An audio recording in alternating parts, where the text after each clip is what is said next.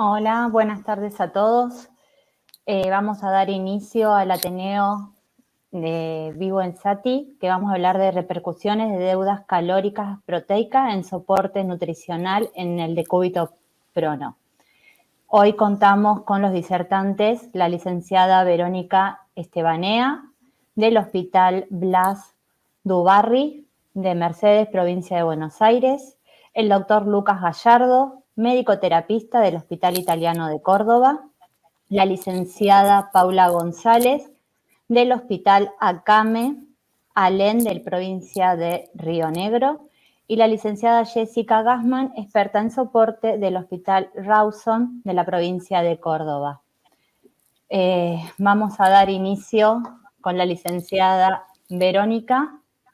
Cuando quieras, Vero.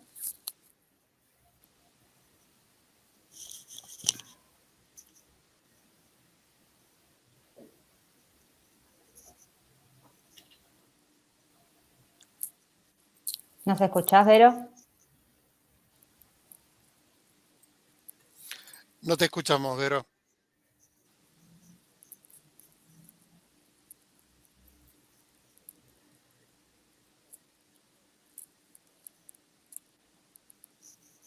No se escucha.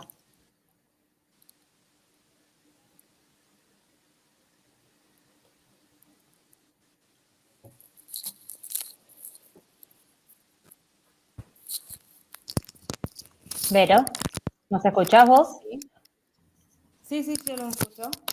Inicia cuando Ahora sí. quieras. ¿Ahora sí se escucha? Perfecto.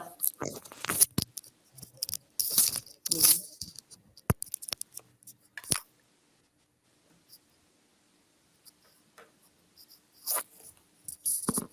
Bueno, voy a dar inicio a la presentación del caso.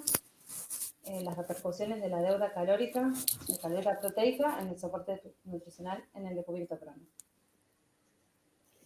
¿Se escucha bien ahí? Perfecto. Bien. Bueno, en este caso es un paciente de sexo masculino de 47 años que ingresa a la guardia el día 11 del 6 a las 12:30, extraído por el SAME desde su domicilio. El paciente refiere que inicia síntomas el día 6 y el motivo de la consulta al hospital es la fiebre persistente, tos seca, malestar general de 4 días de evolución y odinofagia. Al realizar los controles de signos vitales, las saturaciones del 93%, con una temperatura de 38,7 grados y una TA de 170 a 110 milímetros de mercurio.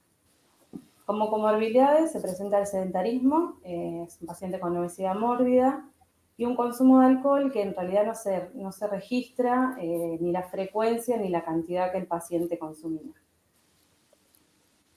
Bueno, se decide por los síntomas y por los registros ingresar en clínica médica en el sector COVID. Se realiza un laboratorio de ingreso y una tomografía antes del ingreso al servicio, donde se evidencia la neumonía bilateral por COVID. Inicia tratamiento con hidratación, antitérmicos de pirona, amlodipina, dexametasona, heparina, oxigenoterapia y budesonide y salbutamol en PAP. El médico de guardia que lo recibe le indica que permanezca la mayor parte del tiempo que sea posible en posición de decúbito prono. ¿Se escucha? Perfecto, Vero. Bien. Bueno, en ese momento se le indica al paciente una dieta general indicada por el médico de guardia. El paciente no refería ninguna complicación en su alimentación previa ni intolerancias. Pero bueno, en el transcurso del día tenemos como un registro de que el paciente no consumió nada de alimentos por la propia disnea y por el malestar general. Esto nos da una deuda calórica proteica en el primer día de internación de 1.710 kilocalorías, según el cálculo directo que realizamos posteriormente. Se te perdió, Vero, el audio. ¿Se perdió el audio? Ahí te volvemos a escuchar, perdón. Bien, perdón.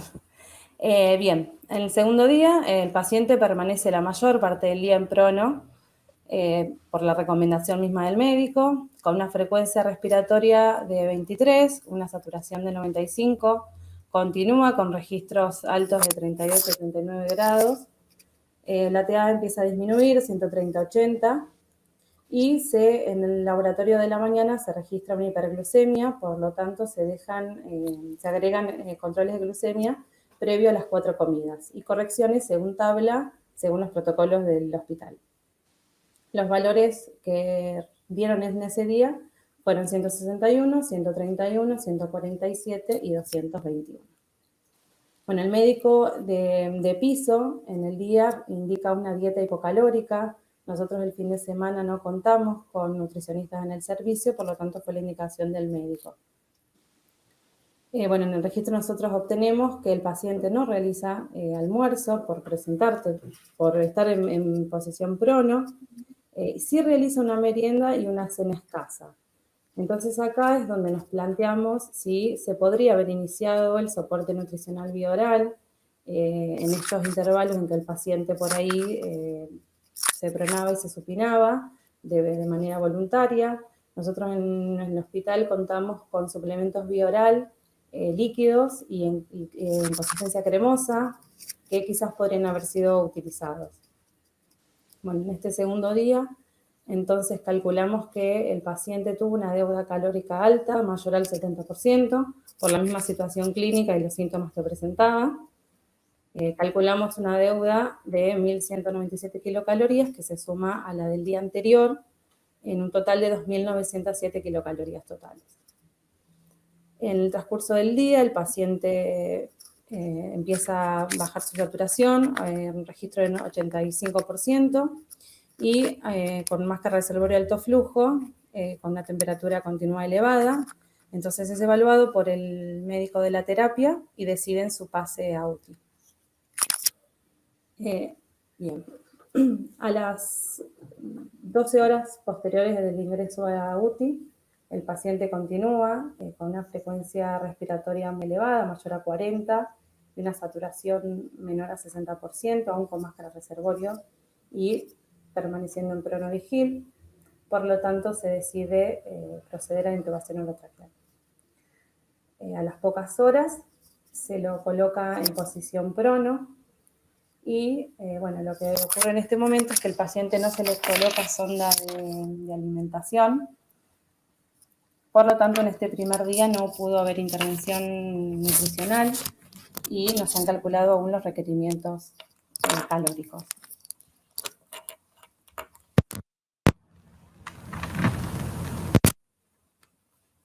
¿Se escucha? Sí, Verónica. Bien.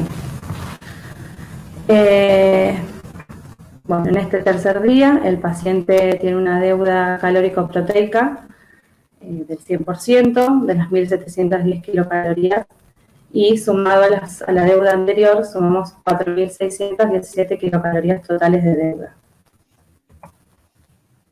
Los problemas con los cuales nos encontramos es que, bueno, durante el pronovigil el consumo fue muy bajo, menor al 30% el requerimiento calórico total, no se realizó suplementación bioral. Del ingreso a la UTI hubo falta de intervención del licenciado en nutrición, una falta del cálculo de los requerimientos calóricos proteicos. Bueno, tenemos un paciente que no presenta vía de alimentación desde el ingreso a AM, tampoco estaba en gástrica. Una falta de seguimiento de protocolos en cuanto a lo que es soporte nutricional, tanto enteral como oral. Y bueno, preguntamos si el paciente con estabilidad hemodinámica, cuándo es necesario alimentar. Y los temas a abordar serían esa, la definición de la estabilidad hemodinámica y cuándo sería preciso alimentar. En el día cuarto, ya el paciente con 24 horas de asistencia respiratoria mecánica presenta una FiO2 del 90% y una saturación del 97%. El paciente continúa en posición prono y acá se realiza la intervención nutricional. Bueno, realizamos el tamizaje nutricional a través del DNRS 2002. Nos da que el paciente tiene un score 3, es un paciente nutricionalmente en riesgo. tenemos un peso estimado de 95 kilos y una talla de 1,76 que es tomada por los kinesiólogos en la cama del paciente. Esto nos da como resultado un índice de masa corporal de 30,6 kilos por metro cuadrado, que con un diagnóstico de obesidad grado 1. El peso ideal es de 77,4 kilos a través del índice de masa corporal y el peso ajustado nos da un resultado de 83,2 kilos. Con estos valores antropométricos nos planteamos lo que serían el requerimiento nutricional, la meta calórica de 18 kilos por el peso actual, que nos da un total de las 1.710 kilocalorías que mencionábamos anteriormente, y la meta proteica de 1,8 gramos por el peso ideal, que nos da un total de 139 gramos. En este día 4, el paciente continúa con deuda calórica, porque al estar en posición prono, no pudimos iniciar con la alimentación enteral. Sumamos 1.710 kilocalorías más, lo que da un resultado de 6.327 kilocalorías de deuda calórica.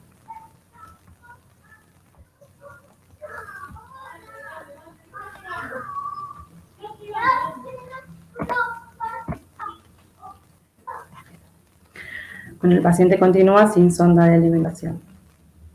Al quinto día, ya 48 horas de RM, el paciente presenta una FiO2 de 95% y una saturación de 96%.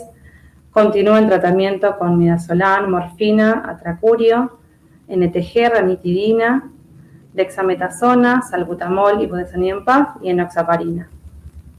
Se decide colocar al paciente en posición supina, finaliza, digamos, el ciclo de prono. Constatamos una diuresis positiva y una catarsis negativa desde el inicio de la asistencia respiratoria mecánica. Nosotros pedimos la colocación de la K108 para poder iniciar con el soporte nutricional y queda pendiente la constatación de la posición de la K108 por radiografía. Dejamos indicado el inicio del soporte nutricional. En ese momento tendríamos que haber iniciado con una fórmula apta para diabéticos, pero en ese momento no contábamos con stock de fórmula apta para diabéticos, entonces iniciamos con una fórmula que contábamos que era la hipercalórica hiperproteica, a un volumen de 500 mililitros a 21 mililitros hora. Eso es un aporte de 665 kilocalorías. Se realizan hemoglucotest cada 6 horas por las hiperglucemias que el paciente había presentado. Bien, en este día el paciente recibe solo esas 665 kilocalorías de las 1.700 que tendrían que haber recibido como objetivo, pero bueno, es el inicio del soporte. Al sexto día continúa en ARM al 100%, con una saturación de 98%. En tratamiento continúa de la misma forma. Por la mañana se le había iniciado el plan de soporte nutricional con ese mismo goteo. El paciente se encontraba febril y en posición supina. Función renal conservada tenía, estaba con diuresis positiva y catarsis negativa. Y se decide pronar al paciente por sus condiciones generales y se decide suspender el soporte nutricional mientras el paciente se encuentra en la posición prono en las horas que sea. El volumen infundido hasta ese momento era de 94 mililitros, que representa 125 kilocalorías totales. Llevamos hasta acá una deuda acumulada de 8.957 kilocalorías. Bueno, a lo largo del día el paciente continúa en malas condiciones generales y bueno, finalmente a la tarde fallece. En esta tabla lo que podemos observar es que a lo largo de los días de internación, tanto en los días que comía por vía oral como en los días que estuvo con asistencia respiratoria, bueno, el aporte tanto con alimentos como con fórmulas fue muy escaso, con volúmenes muy bajos, un aporte calórico muy por debajo del requerimiento. Y bueno, se puede observar la sumatoria de las 8.957 kilocalorías de deuda acumulada a lo largo de estos 6 días. Bien, ahí finalizaría. Ahí continuamos con el doctor Lucas Gallardo, que va a hablar de la estabilidad hemodinámica en los pacientes en prono. Adelante, Lucas. Buenas tardes. ¿Se me escucha bien ahí? Sí. ¿Me sí, escuchan? Perfecto. Sí. Bien, perfecto. Bueno, gracias por la invitación. Primera vez que participo, así que bueno, el tema de la presentación en realidad que me corresponde es hablar un poquito de estabilidad hemodinámica, si bien es un tema bastante complejo, que creo que a todo intensivista también apasiona un poco este manejo, ¿no? Para empezar, nada, algo básico, hablar de lo que sería en realidad la estabilidad hemodinámica en un paciente. Hemodinámica básicamente consta de un paciente que tenga una presión arterial que sea normal, que tenga una frecuencia cardíaca que sea normal y que obviamente tenga un flujo sanguíneo sin alteraciones, o sea, dentro de la normalidad, lo que sea fisiológicamente, digamos, normal. Obviamente, esa, no sé qué pasó con la diapo, pero no es esa. Bueno. No sé si pueden poner, ahí está, bueno. Todo paciente, digamos, que presenta un cuadro de shock, como es el paciente que se presentó anteriormente, claramente estos parámetros de normalidad se encuentran alterados. Obviamente, bueno, por la anoxia, son shocks sépticos, secundarios a la neumonía, en este caso, digamos, por COVID, que venimos viendo mucho de esto, termina generando una alteración en el flujo sanguíneo, por lo cual se genera una vasoplejía. ¿Sí? Eso, por ende, obviamente, que genera también la hipotensión, aumento probablemente del lactato sérico también, con alteración en la perfusión tisular. ¿Se me escucha bien, verdad? Sí, perfecto, Lucas. Ah, bien, avísenme cualquier cosita si no se me escucha. Al tener, digamos, todos estos parámetros alterados, lo que se termina justamente, digamos, comprometiendo es la perfusión tisular.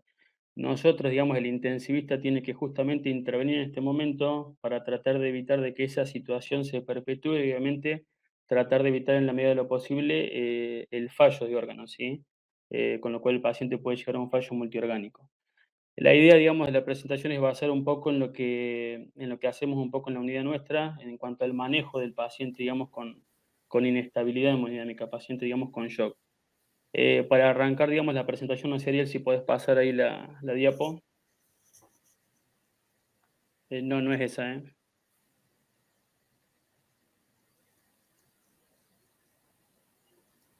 Esa quedó ahí como, no sé de dónde es esa, pero...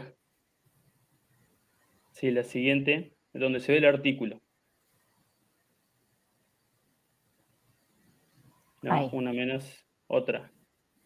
Ahí. Este artículo, volviendo así, haciendo como un poco de historia, es un artículo viejo del 2001 en realidad, pero es un artículo que básicamente fue un estándar, digamos, de atención en ese momento, porque a partir de este artículo se empezaron a publicar otros trabajos que definen un poco el manejo en cuanto al paciente con shock séptico, una sepsis grave en realidad.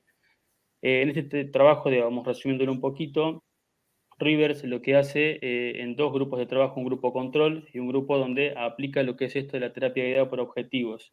Terapia, digamos, objetivos a corto plazo, digamos, de forma temprana, en las 6 horas dentro del ingreso a la admisión a un departamento de emergencias. Lo que hacía básicamente es tratar de hacer la terapia con metas, por ejemplo, de parámetros hemodinámicos, es decir, tratar de mantener una presión venosa central dentro de valores de 8 a 12 milímetros de mercurio.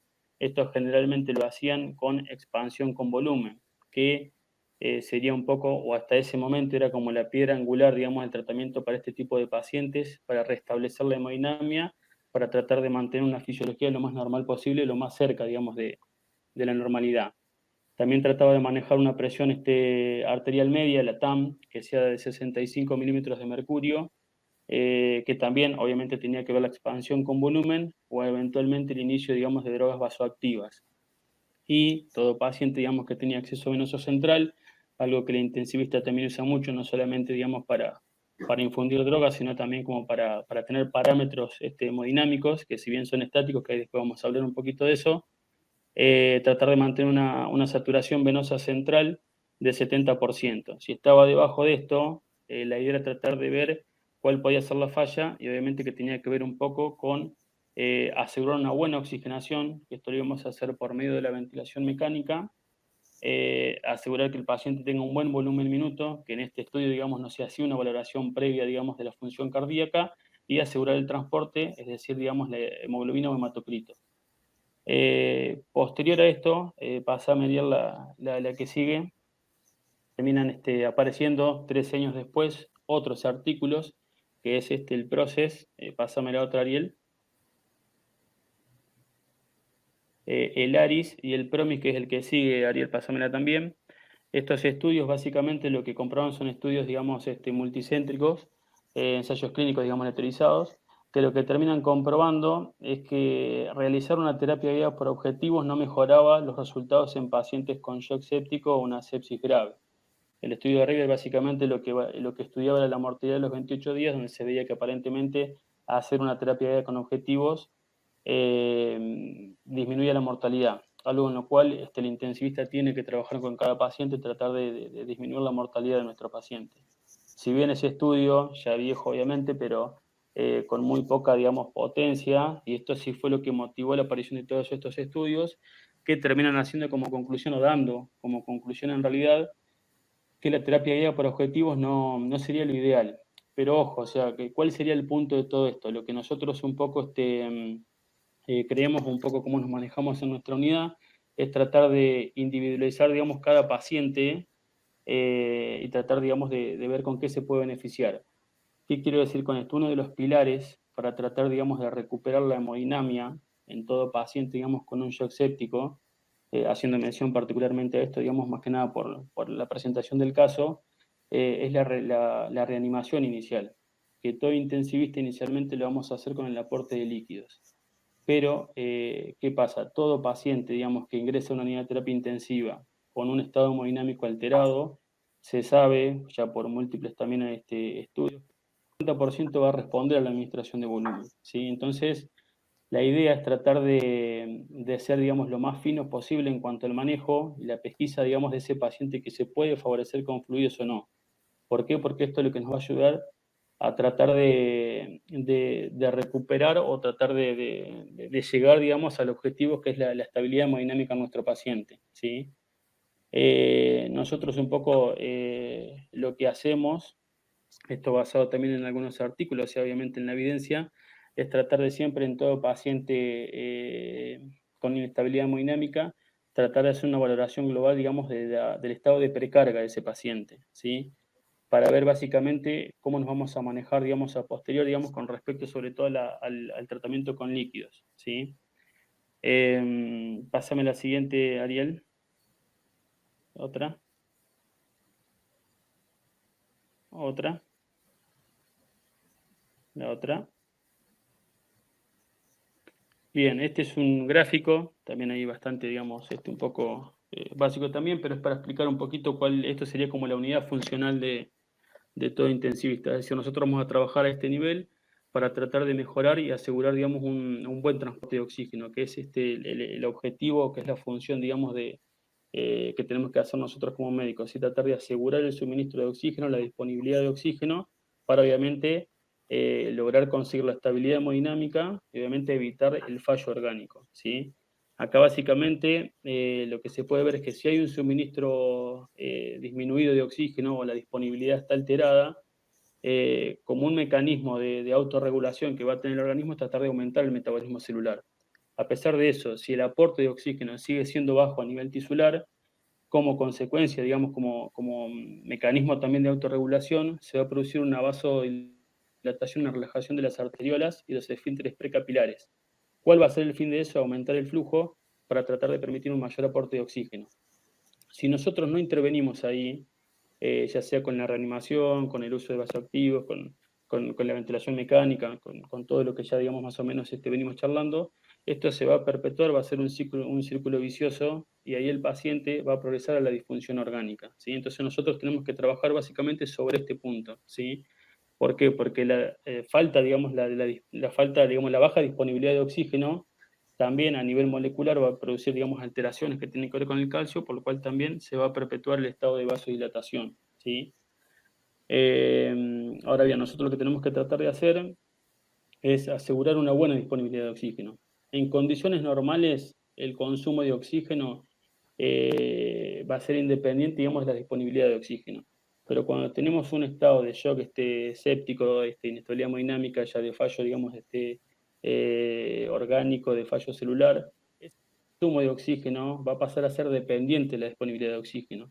Y eso es lo importante en cuanto al manejo, ¿sí? ¿Por qué? Porque ahí va a depender, digamos, cómo actuemos nosotros en cuanto a la reanimación. ¿Cuál es el objetivo de todo intensivista, digamos, en caso de un shock séptico? Asegurar una buena reanimación, categorizando bien el paciente que tengamos. Hay que ver si ese paciente va a responder a fluidos o no. No se trata solamente de pasar líquido y pasar líquido. Eso ya se trata de cambiar un poco. A veces un poco la premisa es hacer menos es más también. Se refiere un poco al tema de la expansión con cristales, ¿sí? Entonces, tratar de asegurar una buena reanimación para poder optimizar ciertos parámetros, que serían esto que estamos hablando, tratar de mantener una estabilidad de esos parámetros y eventualmente con respecto a la terapia con fluidos, posteriormente tratar de hacer una evacuación de todo eso, ¿sí? No sé si eso más o menos se comprende, si no después cualquier cosa me preguntan. Pásame la siguiente, Ariel. Ahora bien, en el caso de la posición, digamos, prono, que fue, digamos, una herramienta más, digamos, sobre todo en esta época de pandemia que hemos tenido, la posición de prono, bueno, está demostrado ya en estos artículos, son también los que están ahí, hay uno que es también importante, que es el Proceva, que ahí no lo puse, perdón, pero que la posición prono reduce la mortalidad en el paciente, digamos, con un estrés severo. Sesiones también prolongadas de cúbito prono, también está demostrado que disminuye la mortalidad, inclusive sesiones de hasta 72 horas. Nosotros, digamos, con todo esto también de la pandemia, con tantos casos de COVID, hemos optado también por esta práctica de hacer pronos más prolongados, ¿no? Que llegan inclusive a las 72 horas. Y obviamente que, bueno, es la opción también para formas graves de distrés. No solamente eso, se cortó ahí. ¿Se escucha? Sí. Sí, se escucha perfecto, Bien, Lucas. bien. No solamente todo esto, sino que la ventilación, esto si bien también tiene que ver mucho con el intensivista, pero ventilación según peso predicho y con volúmenes bajos, eso también ha demostrado la mortalidad. O sea que nosotros claramente tenemos que trabajar sobre las cosas que pueden incidir y pueden modificar la mortalidad en nuestro paciente, digamos, crítico, ¿sí? Ahora bien, un poquito hablando particularmente del promo, pásame la siguiente, Ariel. ¿Cuáles serían los cambios hemodinámicos que puede generar, digamos, la posición prona? Bueno, tenían que aparecer ya uno, no importa. Bueno, este es un artículo que es de 2013. Si bien la muestra de este artículo no es tan grande, pero nos arroja un par de, digamos, de conceptos que están, digamos, interesantes. La posición prona puede reducir, digamos, la poscarga del ventrículo derecho. ¿Por qué reduce la poscarga del ventrículo derecho? Al estar en decúbito prono, la oxigenación obviamente mejora. O sea, la ventaja del prono es que mejora la hipoxemia. Por eso aumenta también el volumen corriente y permite, digamos, un mayor reclutamiento pulmonar. Eso genera que los volúmenes, digamos, de sangre pulmonar sean como estrujados, por decirlo de alguna manera. Entonces va a ayudar, digamos, a reducir la poscarga del ventrículo derecho, ¿sí? Por otro lado, puede aumentar un poco la precarga del ventrículo izquierdo, en realidad. Puede aumentar el retorno venoso y la precarga. ¿De qué manera? El decúbito prono aumenta la presión intraabdominal. Una de las cosas que estamos tratando de hacer también en nuestra unidad con los pacientes en prono, mientras más monitoreo podamos tener, va a ser mejor también para el manejo del paciente, es tratar de medir una presión intraabdominal. Obviamente que la ventaja de que aumente el retorno venoso y aumente la precarga va a tener que ver con que nos va a aumentar el volumen minuto, ¿sí? Acuérdense, digamos, que para hablar de estabilidad hemodinámica, los parámetros que nosotros tenemos, o los parámetros en los cuales nosotros tenemos que intervenir, va a ser, digamos, la oxigenación, que lo vamos a asegurar, sí o no, por medio de la ventilación mecánica, el volumen minuto, sabiendo bien, digamos, la función que va a tener nuestro paciente, que les vamos a contar un poquito cómo nosotros al menos valoramos eso de forma no invasiva, y obviamente asegurando el transporte que va a tener que ver, digamos, con la hemoglobina o hematocrito. Entonces, el decúbito prono, como decíamos, va a aumentar la presión intraabdominal, y eso como consecuencia va a aumentar el retorno venoso y por ende la precarga. Y como consecuencia de eso, vamos a tener un volumen de minuto aumentado y probablemente un índice cardíaco también aumentado. Lo que sí se vio en este estudio, que tiene un N, digamos, pequeño en realidad, es que no hubo ninguna incidencia, ninguna modificación con respecto al lactato sérico, ¿sí? La siguiente, Ariel. Bueno, esto es un poco, resume lo que se hablaba en este artículo, que la posición prona, digamos, mejora la hipoxemia, o sea, disminuye la hipoxemia, permite, digamos, el reclutamiento pulmonar. Como consecuencia, las resistencias vasculares pulmonares disminuyen, y eso es lo que genera una disminución, digamos, en la postcarga del ventrículo derecho. Por otro lado, aumenta la presión intraabdominal, aumenta el retorno venoso, por lo cual aumenta la precarga. Esos dos conceptos de aumento de precarga de ventrículo derecho y una disminución, digamos, de la poscarga del ventrículo izquierdo van a tener como consecuencia un aumento de la precarga del ventrículo izquierdo.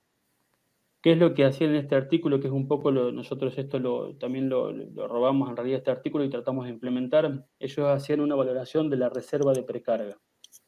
¿De qué forma la hacían? Que es un poco también lo que nosotros estamos haciendo con nuestros pacientes. Todo paciente, antes de colocarlo en una posición prona, lo que intentamos hacer, digamos, como monitoreo no invasivo, es por medio de un ecocardiograma transtorácico, valorar, digamos, la reserva de precarga que tiene el paciente. ¿De qué forma lo hacemos? Hay una maniobra que permite medir esto, que es un parámetro, digamos, dinámico en realidad, que se llama, digamos, es la maniobra de elevación pasiva de miembros, donde lo que nosotros hacemos es levantar las piernas del paciente previo a un examen ecocardiográfico como para ver y valorar, digamos, la función global del paciente, asegurar, digamos, que su corazón está funcionando bien. Posterior a eso se hace una elevación pasiva de piernas. Eso es como una autotransfusión de sangre que equivale más o menos a unos 300 centímetros cúbicos, digamos. Y con eso, posterior a esa maniobra, valoramos, digamos, la función, el volumen sistólico o el BTI aórtico, que sería como un equivalente, por decirlo de alguna manera. Con eso vemos, digamos, si el paciente tiene una buena reserva de precarga. ¿Cómo sabemos si tiene una buena reserva de precarga? Si el volumen sistólico aumenta en más del 10%, eso habla de que el paciente tiene una buena reserva de precarga y que probablemente responda a la administración de fluidos. Este parámetro que nosotros también utilizamos tiene una sensibilidad y una especificidad bastante alta y nos permite hacer un manejo realmente más fino para hablar de hemodinamia y obviamente, bueno, para definir un poco las conductas. En el paciente que no tiene una buena reserva, digamos, de precarga, obviamente que el gasto cardíaco no va a cambiar. En el paciente que sí tiene una buena reserva de precarga, sí se va a ver un cambio en ese gasto cardíaco. Entonces, ¿cuál sería un poco la idea de esto? Tratar de hacer una valoración lo más fina posible en realidad. Primero, digamos, en todo paciente con un shock séptico, tratar de ver, digamos, si ese paciente va a ser inicialmente respondedor o no a volumen, para definir un poco el tratamiento, sobre todo con respecto a los líquidos, ¿sí? ¿Por qué? Porque la sobrecarga también de líquidos también puede generar, digamos, o sea, efectos claramente deleterios para el paciente y también puede perpetuar la disfunción orgánica, ¿sí? Entonces, para eso tenemos que siempre estar midiendo parámetros, que vamos a tener parámetros estáticos y parámetros dinámicos también. Pásame la siguiente, Ariel. Siguiente también. Con esto vamos a poder nosotros valorar un poco cómo va a estar el estado de perfusión de nuestro paciente. Claramente, digamos, bueno, son los dos tipos de parámetros estáticos, parámetros dinámicos también. Si se puede contar mejor con parámetros dinámicos, siempre nos va a dar una información más funcional en realidad de lo que está sucediendo. En algunos artículos ya, digamos, los parámetros estáticos están quedando un poco más, digamos, como en la historia, por decirlo de alguna manera, pero si en algún lugar no contamos con alguna medición dinámica, obviamente que, bueno, el parámetro estático nos puede orientar. Dentro de los parámetros parámetros estáticos, pasame la siguiente, Ariel, lo que vamos a tener, la saturación venosa, pasame nomás todas, Ariel. La diferencia arteriovenosa de dióxido de carbono, o sea, el famoso delta de CO2, el valor de TAM, valor de PVC también podría estar como parámetro estático, aunque bueno, no es un buen predictor para valorar la volemia en realidad. El aclaramiento, el lactato sérico, eso nos va a ayudar también a tratar de definir y establecer, digamos, cuando nuestro paciente va recuperando estabilidad hemodinámica. Obviamente tener en cuenta otras alteraciones, digamos, de elevación del lactato también. Y como parámetros dinámicos, la variación de la presión de pulso, variación del volumen sistólico, elevación pasiva de miembros, que es lo que más utilizamos, que tiene una sensibilidad, digamos, bastante alta, y que se puede utilizar tanto en pacientes ventiladas como en pacientes con ventilación espontánea. Y la variabilidad de la vena cava inferior, que también no sería por ahí el mejor parámetro, pero bueno, es un parámetro que también podemos utilizar como predictor de respuesta a volumen. Claramente nosotros en nuestra institución lo que más utilizamos por sensibilidad es la elevación pasiva de miembros, y lo que tratamos de hacer, y por ahí lo que nosotros podemos llegar a recomendar también, es que se trate de hacer, digamos, una valoración individualizada de cada paciente para definir un poco las conductas, ¿sí? O sea, pero nada, uno de los pilares claramente tiene que ver con una reanimación con fluidos, y sí deberíamos tratar de hacer también un uso más racional del aporte de líquidos, para que nos permita, obviamente, tratar de llegar al objetivo, que es la estabilidad hemodinámica de nuestro paciente, ¿no? Y con eso, obviamente, digamos, ya que estamos también en el caso, poder comenzar la nutrición lo antes posible, ¿no? Que con eso claramente se va a beneficiar, está más que demostrado. Así que espero que más o menos se haya comprendido, y si no, bueno, cualquier cosita están las preguntas después. Muchas gracias, Lucas. Cualquier cosa vayan preguntando por el chat si tienen alguna pregunta para hacer. Y ahora continuamos con la terapia nutricional durante la posición de cúbito prono a cargo de la licenciada González Paula. Adelante, Paula. Hola, buenas tardes. ¿Se escucha bien? Perfecto. Bueno, bárbaro. Bueno, voy a hablar un poco de lo que respecta a la terapia nutricional durante el decúbito prono, que bueno, fue una gran dificultad en el caso que nos presentaron previamente. Pásame, por favor, Ariel, la diapositiva. Bien, sabemos que el prono, ¿sí? Ha sido utilizado para el tratamiento del distrés respiratorio, ¿sí? De larga data, desde 1970. Como bien nos contaba Lucas, reduce la mortalidad en estos pacientes y cobró gran importancia durante la pandemia actual de COVID-19 como una parte de terapéutica médica, no solo en los pacientes con asistencia respiratoria mecánica, sino también en aquellos pacientes con ventilación no invasiva.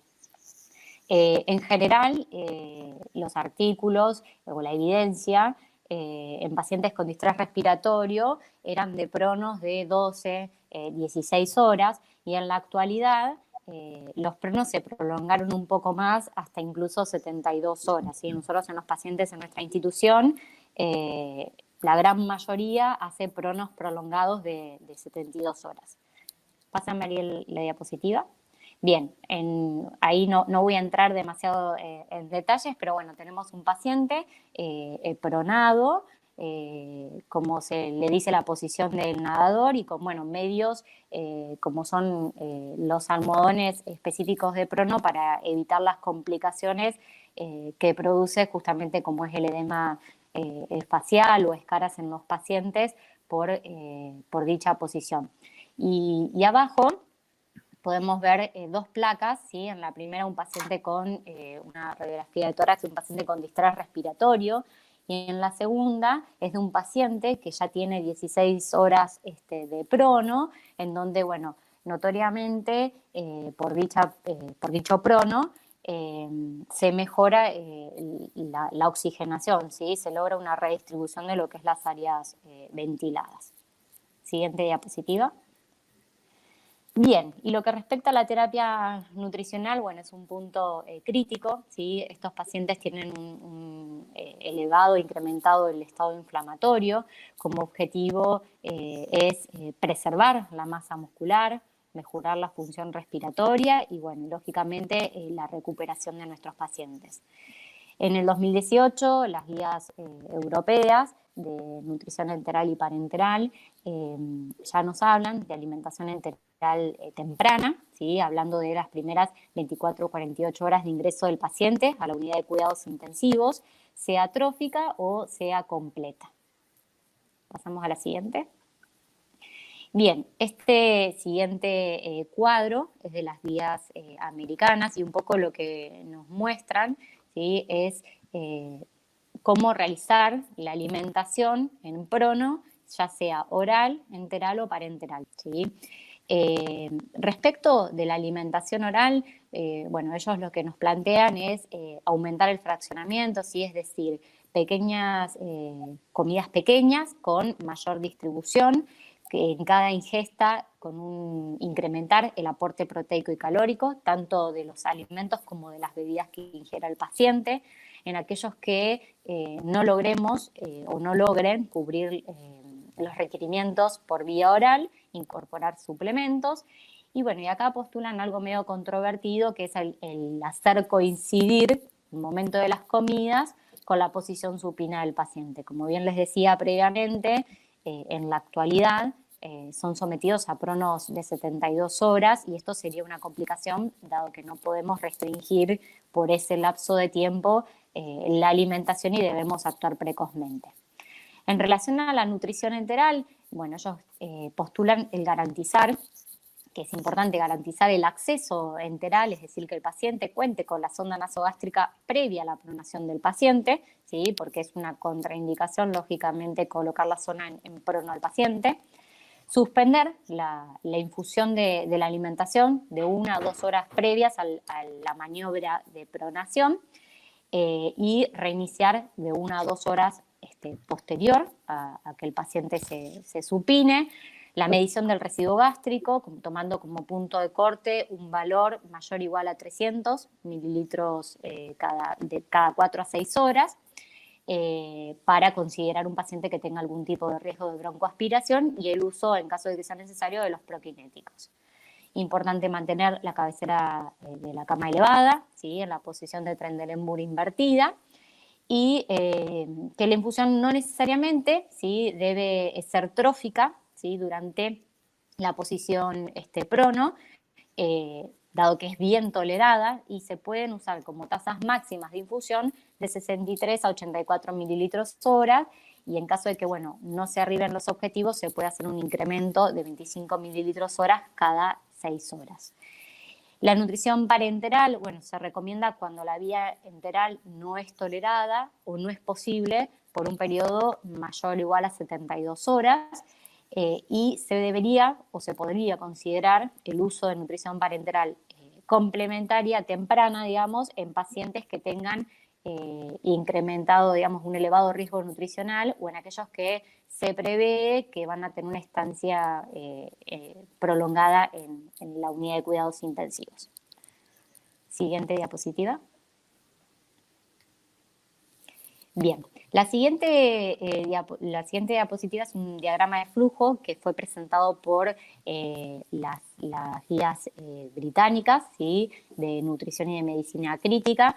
Ellos, este diagrama es a modo de protocolo para implementar durante los pasos de la pronación y despronación del paciente. Ellos plantean, previo al prono, suspender la alimentación, ¿sí? 1 hora antes, en conjunto garantizar la suspensión de la infusión de insulina si el paciente está con bomba de insulina, la aspiración del residuo gástrico. Una vez que el paciente ya se encuentra pronado, bueno, colocar justamente la cama en posición de Trendelenburg invertida, a menos de que esté contraindicado. Corroborar la ubicación de la sonda, esto es muy importante porque muchas veces en estas maniobras se desplaza. ¿Se escucha bien? Perfecto. Porque se me había ido el audio justo. Bueno, corroborar justamente la ubicación de la sonda, esto es en función de los protocolos de cada institución, realizando una marca, digamos, en la nariz o en el labio, o en la sonda, digamos, y si es seguro, garantizar el reinicio de la alimentación enteral. Al último volumen o a la última tasa de infusión en la cual el paciente venía tolerando. Es decir, si el paciente venía con una infusión de 42 mililitros hora, con retomar a ese valor, y siempre y cuando no tengan, digamos, el valor de residuo gástrico se encuentra dentro de los parámetros tolerados. Si el paciente no arribó al objetivo, bueno, continuar incrementando, se puede realizar una tasa de infusión de 25 mililitros hora cada 6 horas. Durante el prono es importante no exceder una tasa de infusión máxima de 60 a 85 mililitros hora, medir cada 4 horas el residuo gástrico, tomando como punto de corte un valor mayor o igual a 300 mililitros, y se puede considerar en pacientes ante una sospecha de alguna intolerancia, constipación, distensión abdominal, algún umbral inferior de residuo gástrico. Siguiente diapositiva. Bien.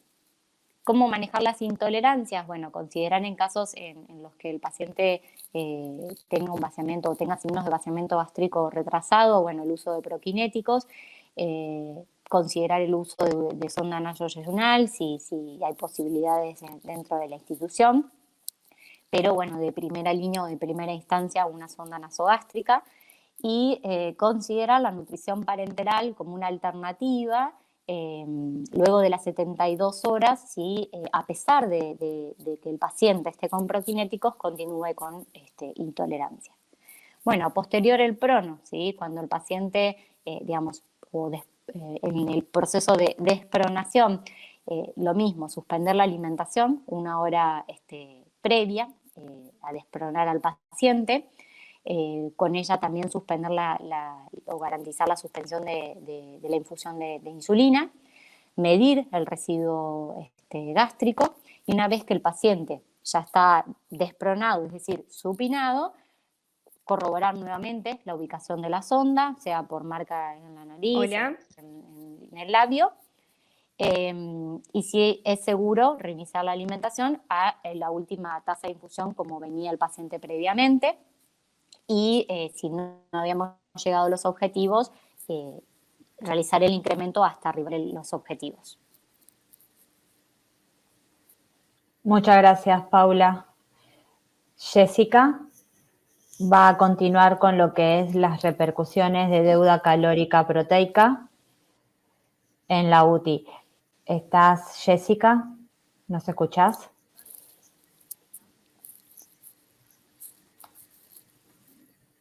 Jessy, ¿me escuchás?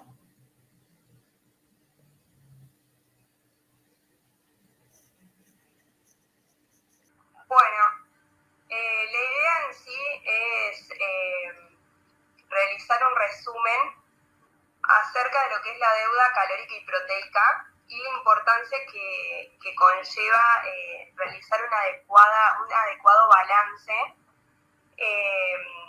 para poder contabilizar en sí esta deuda y qué resultados clínicos se relacionaron dentro de la terapia intensiva. Como en el caso clínico, hay diferentes estudios en donde relacionan cuáles son los motivos por los cuales se suspende mayoritariamente la nutrición enteral o el soporte nutricional en terapia intensiva.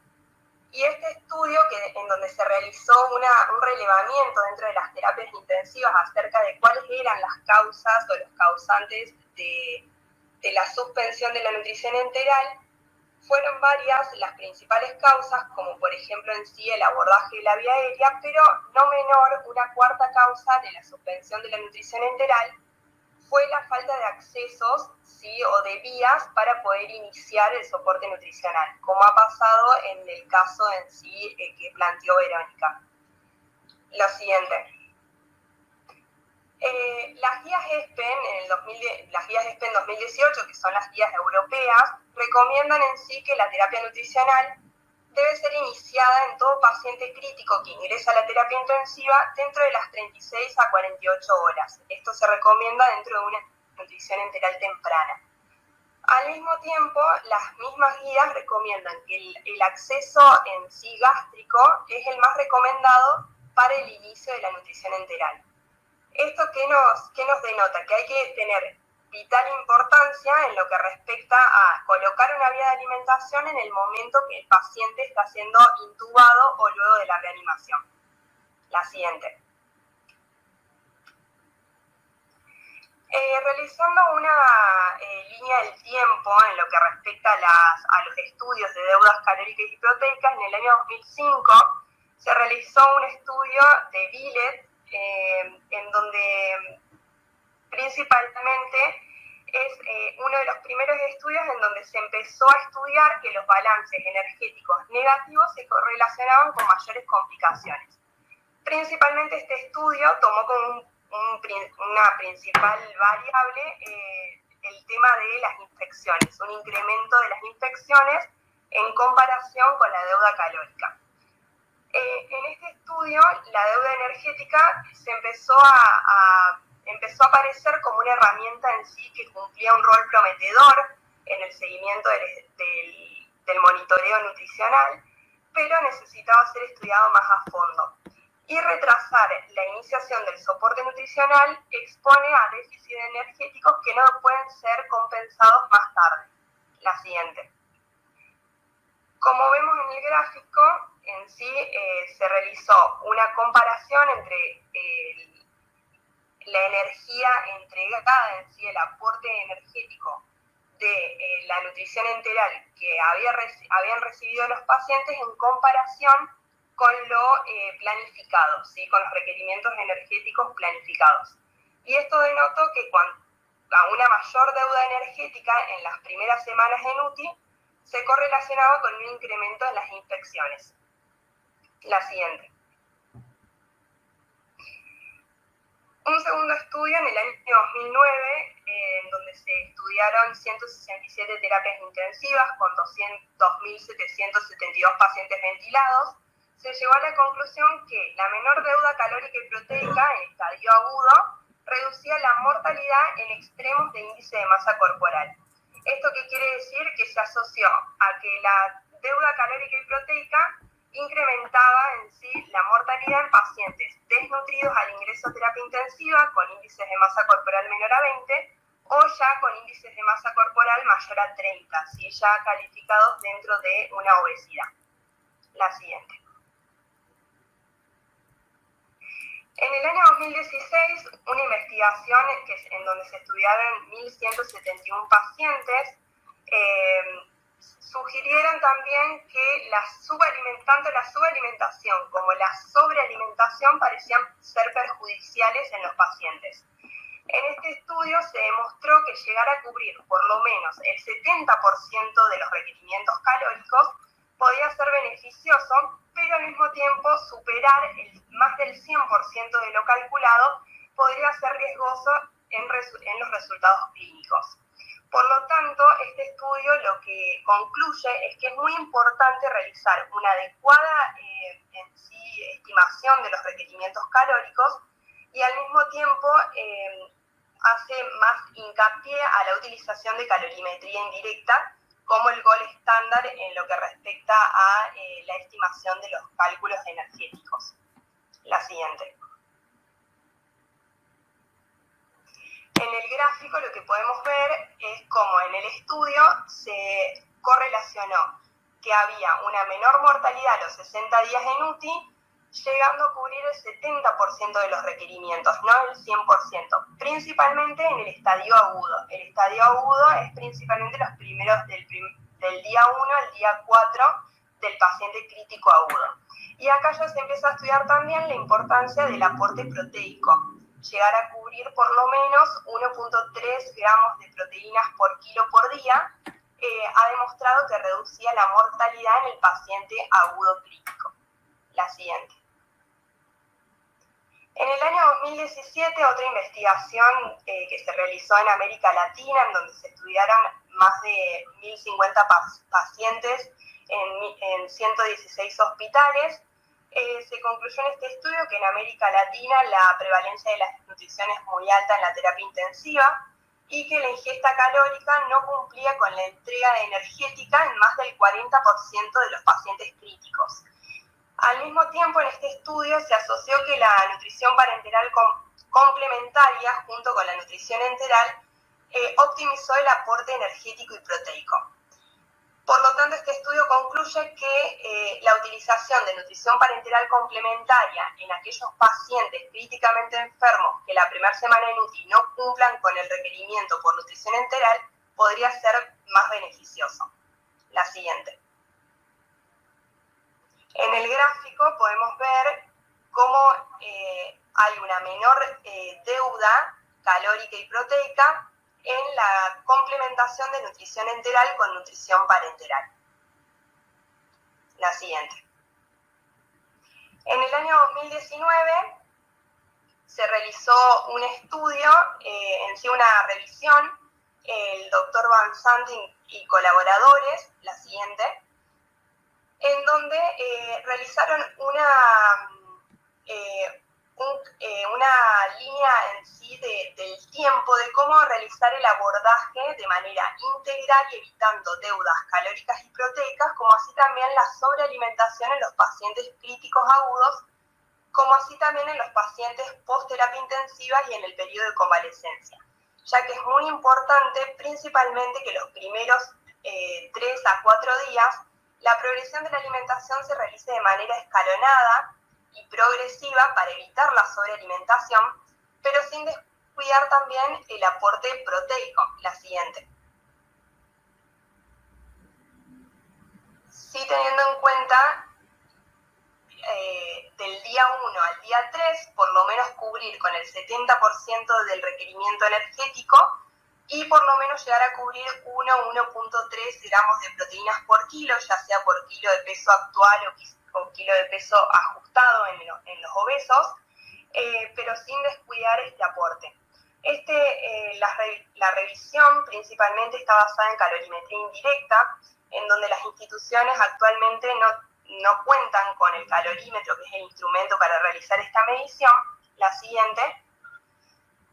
Y sí considerar que las fórmulas predictivas tienden a sobreestimar el requerimiento calórico, por lo cual justifica aún más que este aporte sea de manera progresivo y escalonado, ¿sí? Sí considerarlo las primeras 48 horas, pero no realizar una sobrealimentación. La siguiente. Pasarlas a las 3. Los estudios demuestran que los pacientes en estado crítico, el déficit calórico acumulado de aproximadamente 500 a 9.000 calorías durante la primera semana incrementó las infecciones, principalmente las recurrencias infecciosas. Esto se puede obtener a través de balances energéticos, o sea, cuánto es la entrega calórica que posee el paciente en la primera semana en UTI. Y el aporte proteico debe ser aproximadamente de 1,2 gramos de proteínas por kilo. Esto se apoyó mucho con los estudios observacionales y un aporte superior de 2 a 2,5 suele ser seguro según la bibliografía, pero principalmente los primeros 4 días llegar a cubrir 1,2 gramos de proteína por kilo es la recomendación más fuerte en la actualidad. Sí tener en cuenta que la deuda calórica y proteica cuanto más deuda, principalmente la primera semana en UTI, va a producir o desarrollar un déficit energético que nos va a colaborar con la desnutrición en sí severa del paciente. Asimismo, la deuda calórica y proteica se ha correlacionado con outcomes negativos, como por ejemplo el incremento en el uso de antibióticos, incremento en los días de ventilación mecánica, estancia en UTI y mortalidad. La siguiente.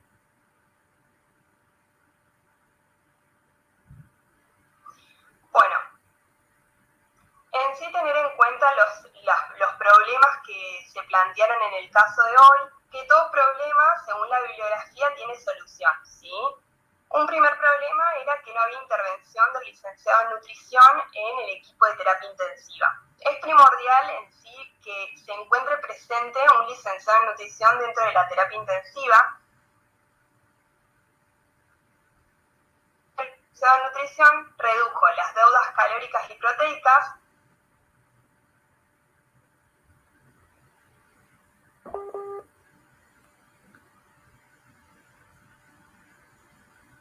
Un segundito.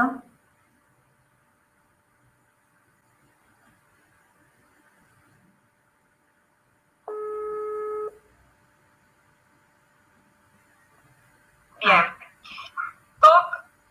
Todo paciente en UTI debe ser alimentado dentro de las 36 a 48 horas, una vez lograda la estabilidad hemodinámica. Y la vía de elección en sí, en mayor medida, tiene que ser la sonda nasogástrica, la siguiente. Y las otras dos. También tener en cuenta de que no hay contraindicación en el inicio de nutrición enteral en la posición de cúbito prono, siempre y cuando se sigan las recomendaciones y protocolos recomendados, como dijo la licenciada González. Y al mismo tiempo evitar deudas calóricas y proteicas con soporte nutricional temprano en terapia intensiva, realizando balances diarios y actuando precozmente en la colocación de vías e inicio de nutrición enteral en pacientes en donde no se está optimizando la vía oral, o la utilización de nutrición parenteral complementaria si la nutrición enteral no cubre más del 65% de los requerimientos la primera semana. La siguiente. Bueno, muchísimas gracias. gracias, Jessica. Gracias a todos, sobre todo por los inconvenientes técnicos que sufrimos al final. Hay dos preguntas. Una de Romina Martín, que dice, ¿por qué 18 calorías le diste, Vero, al paciente en los requerimientos calóricos? Vero, estás con mute. Hola, ¿ahí se escucha? Sí, se escucha. Sí, bueno, es una referencia a través de un estudio de Paul Weichmeier que se hicieron a través de calorimetría indirecta y se determinó que los pacientes con obesidad mórbida tenían un requerimiento de 18 kilocalorías por kilo, aún en las estadías de post-UCI. Perfecto. Después hay otra pregunta de Eliana Balbuena que dice cuáles serían los parámetros para contraindicación del soporte nutricional en los pacientes en la posición prono respecto a la inestabilidad hemodinámica. ¿Alguien la quiere?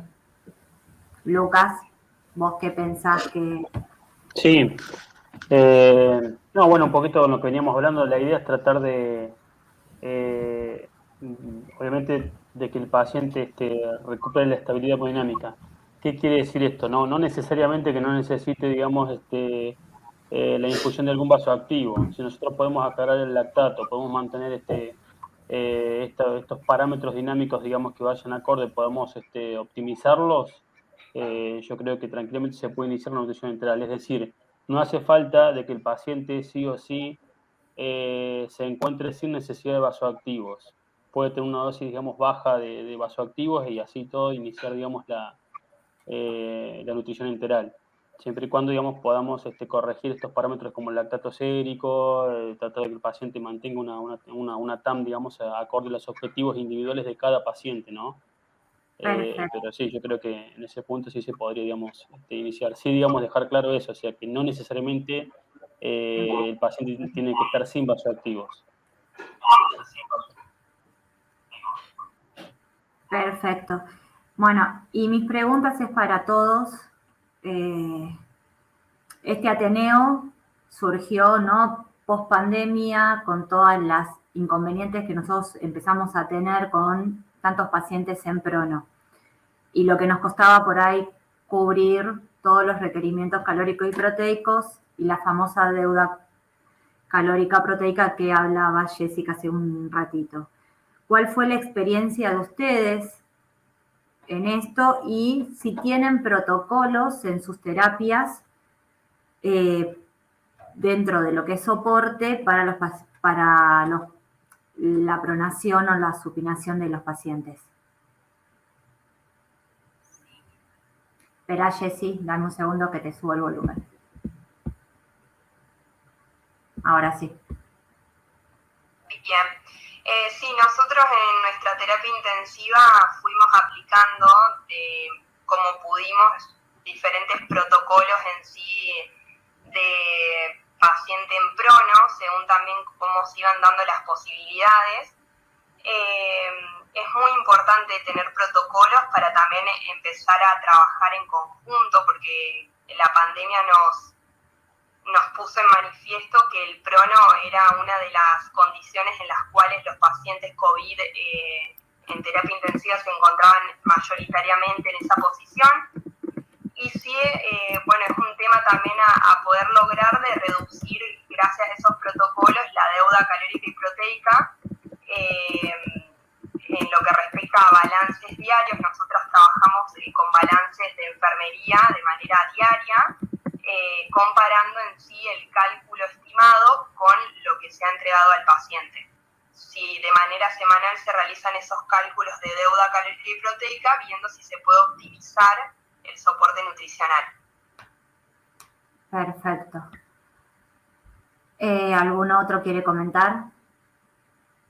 Vero, estás mutada, estás en mute. Bueno, en nuestra terapia no hay protocolos de inicio ni seguimiento de soporte nutricional. Nuestra terapia cambió mucho con la pandemia, era una terapia muy chica de 5 camas y pasó a tener 18 camas de terapia. Y bueno, nos fuimos como amoldando a medida que iba avanzando la pandemia y a iniciar por ahí no protocolos establecidos, sino, bueno, pautas a seguir y bueno, vamos afinando un poco estos cronogramas de acción, pero bueno, claramente falta establecer un protocolo para que no sucedan estas cosas y que bueno, la deuda calórica no se extienda por tantos días. Perfecto.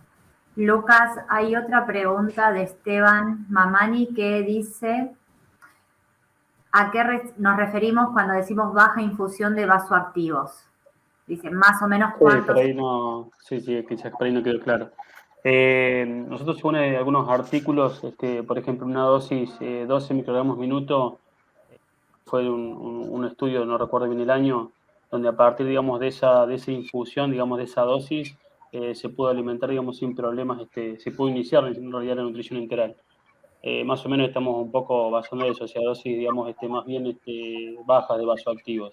Dosis moderada, nosotros lo medimos generalmente en gamas, ya 0,5 gamas, digamos, una dosis, digamos, moderada ya tirando alta.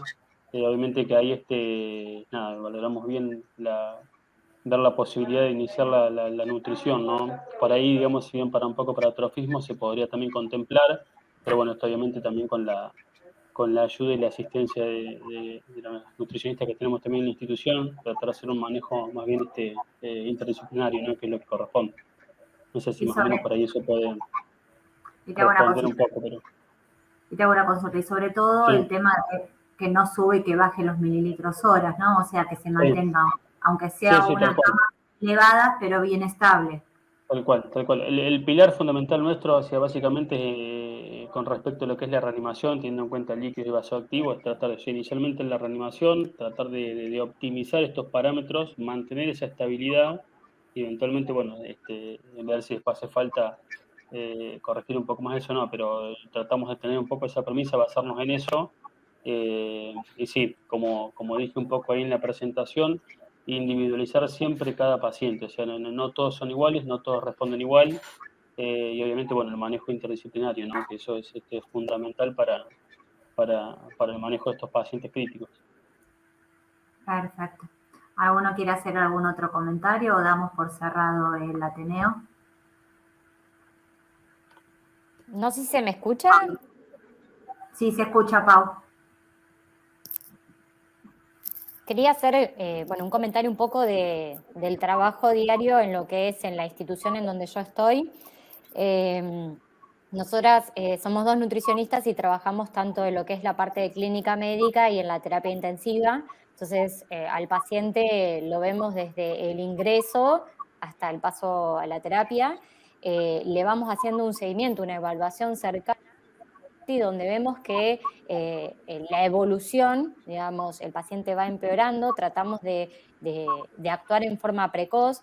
La experiencia un poco nos ha ido mostrando el colocar la sonda en el momento oportuno, y que no nos pase, como comentó Vero en el caso, que el paciente llegó a la terapia intensiva, hizo un prono prolongado y quedó sin sonda de alimentación. ¿Sí? Tratamos o de suplementarlos en el caso de que el paciente no cubra los requerimientos, y cuando vemos que empieza máscara reservorio, BNI, evoluciona una CAFO, colocamos sonda de alimentación porque ya sabemos que el paciente no va a comer, tiene disminución del apetito y no logra comer por la misma dificultad respiratoria. Era como para comentar lo que quizás les puede servir. Acá hay otra pregunta de Natalia Espinosa. ¿Por qué se suspende la infusión de la VIC de insulina antes de la pronación de un paciente? Paula, creo que... No sé si se escucha, pero se suspende en conjunto con la suspensión de la alimentación para evitar, digamos, alguna complicación o algún riesgo que el paciente haga alguna hipoglucemia. Y luego se reanuda cuando se reanuda la alimentación. También se suspende la alimentación para evitar, digamos, que el paciente presente algún vómito con el riesgo de broncoaspiración y que se complique el cuadro clínico por el cual el paciente lo tenemos internado. No sé si Lucas quiere agregar un poco algo más. No, también, o sea, a ver, nosotros suspendemos eso, pero sí, básicamente el riesgo de hipoglucemia más que nada también. Y lo mismo la alimentación, para el riesgo, digamos, de alguna complicación hacia eso. No otra cosa tampoco nosotros, digamos, pero agregada, digamos, ¿no? Pero sí, digamos, también suspendemos a la hora de realizar, digamos, la pronación. Es cuestión por ahí de unos minutos nomás, no es tanto. Y yo hago una pregunta más. Son pacientes que se expanden demasiado con dextrosa, estamos con mucho uso del propofol, que sabemos que tiene aporte calórico a través de las grasas. ¿Eso se tiene en cuenta para realizar el aporte calórico?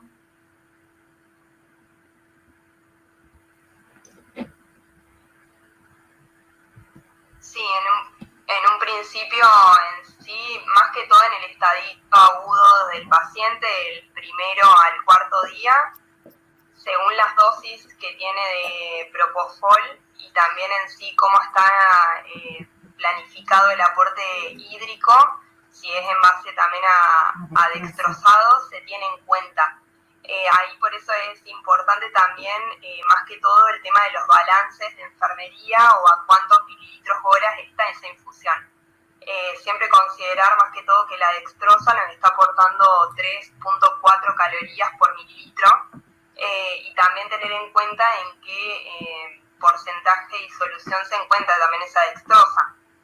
Lo mismo con el propofol, si es al 1%, al 2%, son medicamentos también, el propofol es en base a triglicéridos de cadena media, de aceites de soja, en donde ahí aporta un aporte calórico más justo en los pacientes COVID-19, en donde fue uno de los sedantes más utilizados, y sí se tiene que tener en cuenta por este motivo de no superar, no realizar una sobrealimentación del día 1 al día 4 hasta lograr una adecuada estabilidad del paciente.